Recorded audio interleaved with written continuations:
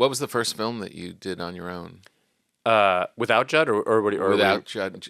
Judd, I mean, no, I don't mean like completely on your, like that you were writing and directing. Oh, Forgetting Sarah Marshall. That was that was the first one. God, was that perfect? No, thanks. It was really. I mean, Thank that you. was right. I mean, that's I mean, it was a dream, that movie, the entire experience. Yeah, man, it was. How long did it take you to write the script?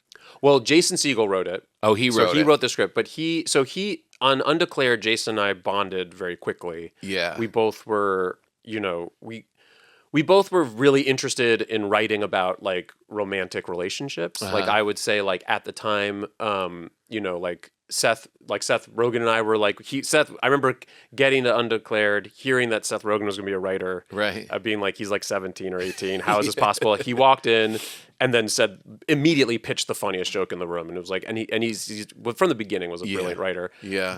And Seth and I shared an office, and we really came up together. I would say Seth and his writing partner, Evan, at the time, their artistic project was more like male friendships. Yeah. And I would say Jason and I were very interested in male-female, like in romantic relations. That was something that we were interested in talking about, and whatever, the way you just get interested in stuff. Yeah. And after Undeclared was canceled, Jason and I really bonded, and Jason was writing this script about a breakup.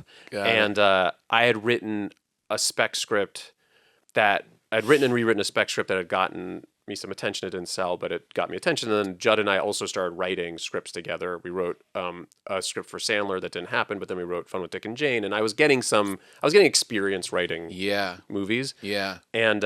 And so I went to Judd, and then Judd started to get, I mean, this all happened over a few years, started to get leverage as a producer, and suddenly Superbad was happening, and 40-Year-Old Virgin happened, and then Superbad. So I said to Judd, if I guide, or if I help Jason through the writing process, would you support me as a director? And he said, sure, because it's all tone, Right, right. And so... And you hadn't directed anything? No.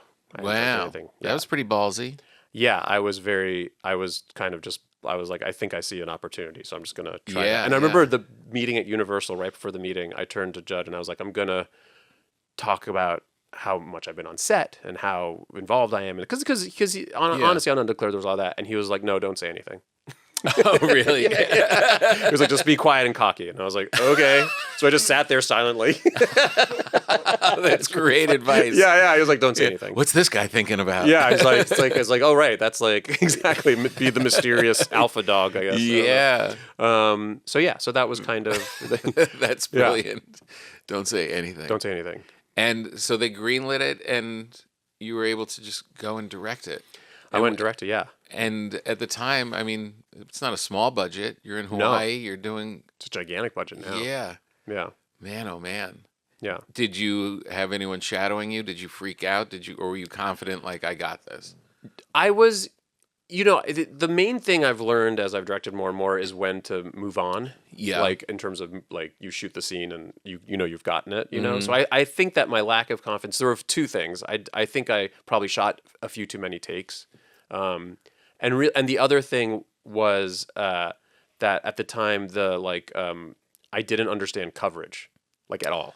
Like I didn't understand it at all. And really, and later when we finished the movie and it was fine, Jason said to me that first week I was a little worried about it. Oh, really? Yeah, because I fully and I had a great DP. This DP named Russ Alsobrook, who was very patient, and he'd worked with a lot of first time directors or first time. He DP'd Superbad. Greg Mottola was not a first time director, but he kind of was good at and he kind of drew out on a piece of paper how coverage works. Right. I fully didn't understand it still. He was very patient. He's like, do you get it? I was like, totally. I didn't get it. And then I kind of, and I remember that first week just being like, but it was, but it went, I don't know. It was besides coverage. Yeah. Besides coverage, which I just relied on Russ to be like, well, these are the shots we need. I tone, it's all tone, Right. It's all tone. And I would shoot stuff that was off tone because I was just nervous, but I kind of knew what I was shooting was wrong, and so then just get the confidence to be like, no, it's not this, it's this. Right, right. So. Man, but that's, I mean, to be confident in your tone. Oh yeah. Right, for that first thing is like, I mean, in a way, the story you're telling of having all of this experience and developing your taste and all of that, it's natural, but you could easily get to that position and be like, not trust yourself because you're in a new role, Yeah, it was. I think the years of working with Judd, and also all the stuff that I had personally fallen in love with and wanted it to be. And I always say I got to make. I always thought that if I had the opportunity to direct, and I was lucky enough, I'd first have to direct a few things I didn't really want to direct. And I got to direct exactly the thing I wanted to direct right away. And so it was a kind of amazing blessing. That is amazing. And so I tonally knew what it was in a way that I think if I'd had to do something, I don't know, broader or whatever, that I might not have known exactly how to navigate it. Yeah. And it's probably honestly why Judd said, "Sure, I'll support you," because he probably understood in some way that I had a sense of what it should be. Yeah. So, I don't know. Yeah, man. If you had if they had put you on like an episode of some bad show first, to direct one of those, or it could start to affect what you're. Or you just don't know. I wouldn't know. Yeah. It's like that National Lampoon, the Ryan Reynolds Van, whatever those movies are called. I can't remember what they're called, but it's like at the time it was like broad stuff, like or American Pie. American Pie is a funny movie. I would not know how to do that. It's like that kind of thing. I would just So I think the ability to get to do the thing that I knew how to do, and Jason and I also shared a point of view. And he was my partner on it. And then there's an amazing writer and. Director Rodney Rothman was a producer on it, and he's a great writer, and he hung out and helped too. So it was kind of a big group project. Right.